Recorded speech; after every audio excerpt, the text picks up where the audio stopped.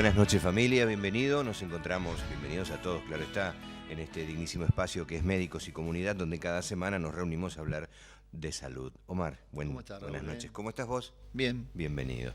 Decimos que en pantalla están nuestros teléfonos, tenemos nuestro propio canal en YouTube, donde puede repasar los programas, tenemos distintas repeticiones en diferentes horarios también, por esta misma señal nos puede ubicar. Y en cuanto a la cobertura del Colegio de Médicos de San Martín, hablamos de que tenemos 3 de febrero, puntualmente San Martín, Vicente López, San Fernando y Tigre. ¿Bien? Claro. La cabecera de partido es San Martín, como correcto. En otras localidades, pero abarca los partidos que mencionaste. Vamos a darle la bienvenida a la doctora Amelia Dolores Rey. Yo admiro a los pediatras, ella es pediatra. Hola Amelia, buenas noches, bienvenida.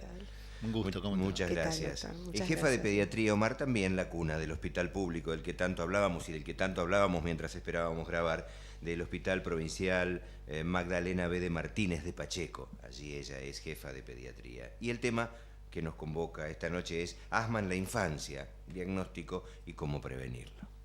Bueno, en primer lugar, y antes de ir al tema que nos convoca, debo agradecer por el servicio que tienen y la jerarquía del servicio. Sé que como jefa del servicio lo estás realizando muy bien.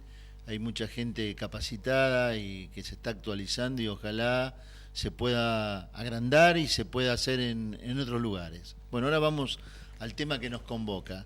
En primer lugar, demos una definición de asma bronquial infantil. Sí, bueno, asma es una enfermedad inflamatoria crónica que afecta las vías respiratorias y que se caracteriza por episodios recurrentes de tos, respiración sibilante y dificultad respiratoria. Esos episodios son reversibles con o sin medicación. Es muy importante, es un tema muy importante en pediatría porque es la enfermedad crónica más frecuente en los chicos y es una de las que más afecta la calidad de vida, la que más ausentismo escolar produce y internaciones, sobre todo en la época de invierno. Tiene una prevalencia de un 10 a un 14% y va en aumento, no solo en nuestro país, sino en todo el mundo y sobre todo en los países en desarrollo.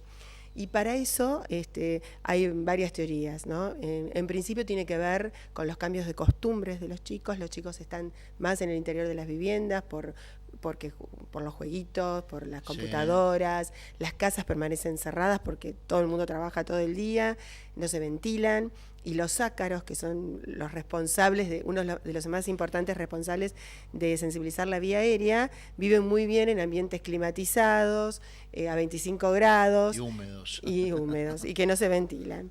Entonces, todo eso es, ayuda a que aumente. Eso sería una de las teorías. Después, también la contaminación, extramuros, que tiene que ver con la industrialización, con que hay más automóviles. Y también se habla de una teoría, una hipótesis de la higiene, que tiene que ver con el niño que vive sin tener contacto con microorganismos, vacunado, muy limpio, sin contacto con animales, con la tierra, que bueno, su sistema inmunológico no madura y en vez de, se hace un desbalance entre las respuestas TH1 y TH2 a favor de TH2 y tiene alergia, digamos, claro, producción de IgE.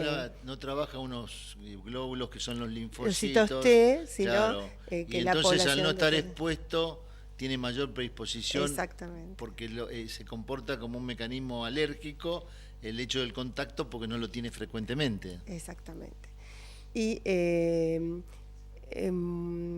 bueno, en realidad, en cuanto al diagnóstico de asma, es muy fácil en el niño grande, cuando ya ha tenido varios episodios, algunos en invierno, otros no, algunos sin fiebre, y uno dice, bueno, este chico ya se viene obstruyendo en distintas etapas del año, sin enfermedad.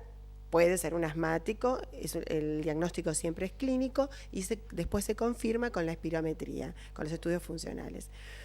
En cambio, en el niño pequeño tenemos que hacer todo un trabajo de interrogatorio, de examen, un exhaustivo examen clínico para realmente llegar a considerar otros diagnósticos, porque no todo lo que sibila es asma. Entonces hay que preguntar muy bien si la madre era fumadora, si fue prematuro, si necesitó asistencia respiratoria mecánica, si tiene soplos, porque hay algunas cardiopatías con hiperflujo que también producen sibilancias. Ver si tiene trastornos de crecimiento, diarreas, porque hay una enfermedad que se llama fibroquística que también produce sibilancias. Si no tiene reflujo, que en los más chiquitos es un diagnóstico diferencial que hay que considerar. Si no hay algo que comprima el bronquio, tanto sea en la luz como por fuera, que pueden ser malformaciones, adenopatías. En nuestra población tenemos que tener en cuenta, pensar siempre en tuberculosis. Claro. Y bueno, hay trastornos en las disquineses ciliares, que son como en el epitelio, es como que barre todos los cuerpos extraños. Son como unos cepillitos que limpian los bronquios. Bueno, hay toda una serie que uno lo tiene que ir buscando con el interrogatorio a la mamá y con un buen examen físico, antes de pedir una serie de estudios que lo único que hace es hacer que la madre se aleje. Entonces tenemos que solo pedirle lo que estamos pensando, a lo que nos llevó la clínica. Perdón que te interrumpa. De todos los pacientes de esa edad que te vienen, ya con tal vez la predisposición cultural o familiar, que ya es asma porque hace ruido, sibila, ¿cuántos realmente caratulás como asmáticos? De ponerle del 100%, ¿cuántos te quedan como asmáticos porque es una enfermedad crónica, ¿verdad? Es una enfermedad crónica. Y sí, digamos que más o menos lo que dice la estadística, cuando pasan las edades, más o menos siempre se dice que el 50% de los chicos sibila, de ese 50% que sibila, algunos comienzan a tener sibilancias en los primeros meses de vida y después, como aumentan el número de alveolos, crecen, dejan de sibilar. Hay otros los que tenían reflujo y lo resolvieron, y más o menos queda un 20% de chicos que sigue sibilando, y que uno más alrededor ya de los 5 o 6 años que les puede hacer una espirometría puede dilucidar si es un asmático o no. Porque es importante cuando uno visualiza, y más lo hará en tu especialidad, que ya vienen medicados los chicos, o sea, ya cuando tiene la carga de la medicación, que después lo vamos a ver, es difícil sacarle ese mote porque ya está caratulado como asma y ya después decirle que no cuesta tal vez mucho, ¿no? Sí, a veces lo que nosotros vemos en la práctica, que lo que más cuesta es que asuman que el chico tiene asma. En los niños hay muchos neumonólogos que consideran que para evitar las lesiones en el pulmón, si uno tiene la duda, que es bastante difícil en los primeros años, se trata como asma y después, cuando uno ve la evolución, retira la medicación. Porque la verdad que uno sabe que después de cada crisis el pulmón de ese niño no va a ser el mismo, y uno está tratando a un niño para toda la vida, tiene la obligación de cuidar su pulmón. Así que si bien existe una premisa de no ser agresivo con la medicación, ante la duda se pone un corticoide. Claro, obviamente, porque a esa edad estudios de soplar no le podés hacer. Claro, hasta que no entiende 7, la consigna no se puede hacer. Entonces, claro, eso es lógico. Claro, hay que hacer un buen interrogatorio, porque si la mamá fue fumadora, tiene una vía aérea pequeña, no tiene buena respuesta al salbutamol, uno a veces espera un poco el crecimiento. Si hay reflujo se trata, hay que buscar muy bien las otras causas. Y a veces lo que vemos en la práctica que cuesta más que asuman que su hijo es asmático y que sigan el tratamiento, tengan adhesión al tratamiento y a las consultas. Bueno, vamos a ir a una pausa y después de la pausa seguimos con el tratamiento y con otras preguntitas que te quiero hacer. Pensaba que en casa están identificándose alguno. El tema de la sibilancia, ¿quién no ha tenido alguno? Y esa droga, el salbutamol, casi presente en todos lados. Pero está muy bien, claro. Lo hablamos después de la pausa, como bien dijo el doctor Omar Maresca. Ya venimos, gracias.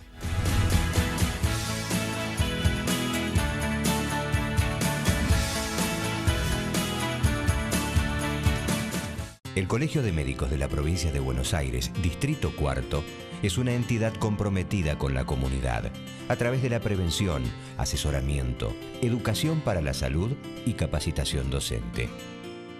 Desde hace muchos años, trabaja permanentemente en la detección del ejercicio ilegal de la medicina, garantizando que su médico posea título habilitante. Colegio de Médicos de la Provincia de Buenos Aires, Distrito Cuarto, al servicio de los médicos y la comunidad.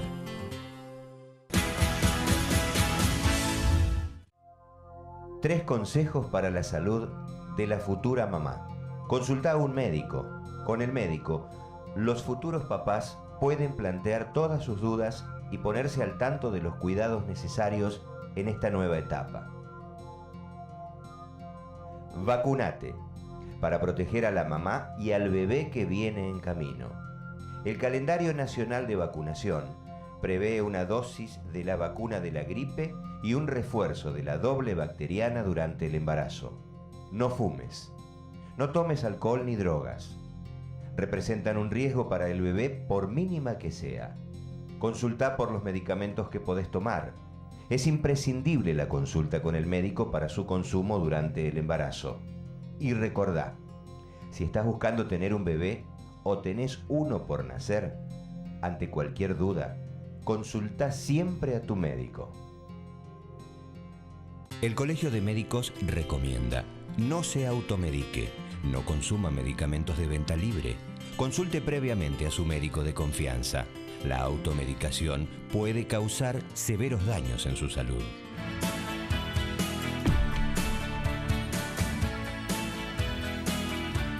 Retomamos el segundo bloque, nos está acompañando la doctora Amelia Dolores Rey, pediatra, jefa precisamente de este servicio de pediatría en el Hospital Nacional de Magdalena B de Martínez, no de Magdalena B de Martínez, de Pacheco, es un poquito más cerca, ¿está bien? Y planteamos la semana, en el bloque anterior, asma bronquial en la infancia, cómo se diagnostica, cómo se previene, y damos continuidad al tema, Omar, ahora mismo. Sí, aquellos chicos que tuvieron bronquiolitis, que es una enfermedad bastante frecuente, ¿no?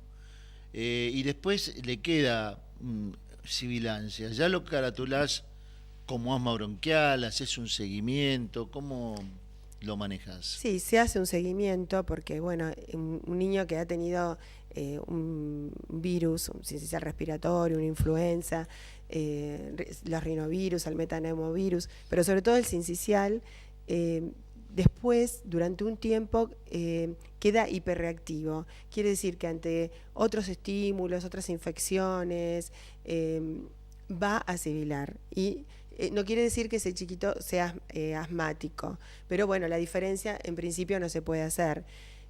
Sí se sabe que estos pacientes por ahí tienen una menor respuesta a los beta-2, si le hacemos una IgE va a ser más baja, no tienen por ahí no tienen, uno se guía por un índice que se llama API, de averiguar antecedentes familiares de atopía, antecedentes propios, si ha tenido eczema tópico. Y en realidad, si uno le pudiera hacer un VAL, también vería que estos pacientes tienen un proceso inflamatorio con más neutrófilos y no eosinófilos como tiene un asmático. Pero bueno, a eso no llegamos. Pero en la clínica, por eso siempre, cuando hay más de 3 episodios de broncoespasmo, uno lo asume como que ese chico puede ser un asmático. Y en realidad hay muchísimos trabajos que asocian asma y infecciones virales. Como que puede despertar un asma en un paciente atópico o puede dejar un estado de hiperreactividad bronquial que es indistinguible clínicamente a esa edad de asma. Si un chico tiene tos, ¿puede tener asma? Sí, la tos puede ser también un síntoma. Con ejercicio, tos nocturna, puede ser un síntoma de asma. Siempre hay que darle mucha importancia a los antecedentes familiares, a los antecedentes personales de atopía. El eczema atópico, la rinitis se manifiesta mucho más adelante, pero el eczema atópico ya en los lactantes lo podemos ver, y la IgE haciendo un seguimiento, porque en realidad el asma es una enfermedad genéticamente determinada y después necesita de factores medioambientales para desarrollarse. Claro. Se va sensibilizando a lo largo de la vida, por eso es tan importante cuidarle la salud ambiental, digamos. ¿Y qué estudios le haces a un chico que de 7 u 8 años Sí. que llega a la consulta, bueno, con la sintomatología presunta o probable de asma? ¿Qué estudio le realizás como estudio screening, como Sí. Inmunoglobulinas, Sí. IgE fundamentalmente. Le pedimos una PPD, radiografía de tórax, por supuesto, y a esa edad ya podemos contar con la espirometría, que es un estudio objetivo. Si el niño entiende las consignas, lo puede hacer perfectamente, y ver qué modificación sufre el BEF, que es en los estudios funcionales, digamos, haciendo una aspiración forzada antes y después del salbutamol. Todos tenemos aumenta un poco ese valor, pero en los niños asmáticos es mayor de 12 al 15% la variación que existe antes y después del beta-2. Ese es el diagnóstico, hacer ese estudio que cuando se lo haces soplar da un valor y después mejora un 10, 12 a 15 con el uso de un broncodilatador, ya te marca que eso es un asma, sí, porque es lo más objetivo que tenés en ese momento. Inclusive tenés chicos con asma inducida por el ejercicio, ¿ves? Sí, lo buscamos al interrogar y vemos que hay chicos que evitan, o sea, la madre nos dice, está mucho con la computadora, es muy lector, evita el ejercicio porque tose, se agita, siente la sensación de opresión en el pecho. Lo buscamos con el interrogatorio, porque bueno, también tiene una medicación diferente. Claro, y a ese chico que le haces un estudio después del ejercicio y ves si baja la capacidad de su pulmón. Nosotros en nuestro hospital, o sea, realmente cuando ya, digamos, el pediatra puede atender el asma leve, moderada, cuando tenemos un chico ya un poco más complicado, en general lo derivamos a neumonología. Ajá. Y bueno, y si es atópico también por ahí el tratamiento alergista. Ahora, con respecto al tratamiento, ¿no? Porque me imagino que el tratamiento ahora ha evolucionado favorablemente. Sí. ¿Cómo haces el tratamiento, o sea, el diagnóstico? ¿Con qué lo medicás y con qué forma lo medicás al chico? Claro. Bueno, los corticoides inhalados son lo que siempre comenzamos a usar. Seguimos más o menos las reglas del GINA, el tratamiento escalonado. Hacemos primero un buen diagnóstico de ante qué tipo de asmático estamos, según qué gravedad tienen los síntomas. Y comenzamos con un corticoide inhalado a bajas dosis. Generalmente se prueba 3 meses, que si el chico vuelve a tener exacerbaciones o vuelve a tener síntomas nocturnos o diurnos y limita su actividad, si él está o sea, nos manejamos con el control después de los síntomas, y en base a eso vamos subiendo. Si es atópico podemos usar un antileucotrieno, siempre intentando con la menor dosis posible controlar los síntomas. Con respecto al uso de los corticoides, porque hay un concepto que viene de hace mucho tiempo, que el corticoide trae problemas, es lesivo, que trae contraindicaciones. La forma en que lo aplicás, ¿qué características tiene? Claro. Porque es importante saber que por ahí la cantidad uno le aplica una dosis mucho menor que tomándolo por boca, ¿verdad? Claro. Bueno, sí, por eso siempre hablamos con las mamás de estos mitos, que tanto el uso del salbutamol como el corticoide tiene muy mala prensa, entonces le explicamos que no pasa nada, les enseñamos a usar la aerocámara, que es lo que usamos en los más chicos, que el depósito en la aerofaringe, le explicamos que con el uso de la aerocámara no se absorbe, porque evitamos el depósito en la aerofaringe y que pase a la vía sistémica. Y bueno, es muy importante el uso de la aerocámara, explicarle a la mamá cómo usarla, corroborar que la use bien en cada consulta. Digamos que los pilares del tratamiento del asma, aparte de la medicación, es mucho hablar de salud ambiental y educación tanto para los padres como para los profesores, para que el chico no se vea limitado que tenga una vida normal, digamos. Claro. Y bueno, esto del uso de la aerocámara es muy importante porque en los más chiquitos es importante que sea valvulada, que sea bien, que el niño esté despierto cuando se le hace el puff, digamos, que esté sentado, nunca acostado, que se cuente el tiempo que hay que contar, y eso hay que corroborarlo, verlo en la internación, en el consultorio. Hay que decirle a la mamá cómo le haces el puff y verlo y corregir lo que esté mal. ¿Tenés tratamientos que se cortaron, que hay abandono? ¿Es frecuente el abandono? Sí, es muy frecuente. La verdad que la adhesión al tratamiento es algo que hay que generar con un buen vínculo médico-paciente. Hay que acentuar, hay que darles tiempo, hablarles mucho, y la verdad que sí, vemos mucho abandono. Siempre que se interna un chiquito es un fracaso del tratamiento. Generalmente han abandonado, han dejado porque estaba mejor, porque es algo que cuesta que acepten un tratamiento crónico en un niño, y casi siempre es por abandono de tratamiento. Sí, en realidad ese es el problema más grande, porque fuera de la crisis prácticamente no hay diferencia. Casi no hay síntomas en algunos casos, o se subestiman, o el niño se acostumbra y se adapta y parece que hace una vida normal, pero tiene broncoobstrucción. Claro, lo que hay que a veces creo que le debes explicar que el uso crónico de los corticoides evita que tenga esas crisis, y que en un momento, entre comillas, con el tratamiento se habla de cura, entre comillas, mientras esté tratado, ¿no? Claro, claro. Y sobre todo que si nosotros tenemos que sacarlo, lo sacamos en general en época, en verano, digamos, y por ahí sacándole primero un puff y dejándole el nocturno, y hay que hacer la prueba, pero cuando el chico está asintomático, realmente ha pasado mucho tiempo sin tener crisis y en una época favorable en cuanto al clima, o por ahí si el chico tiene crisis por determinados árboles o algo, en una época que no corresponda a lo que lo sensibiliza.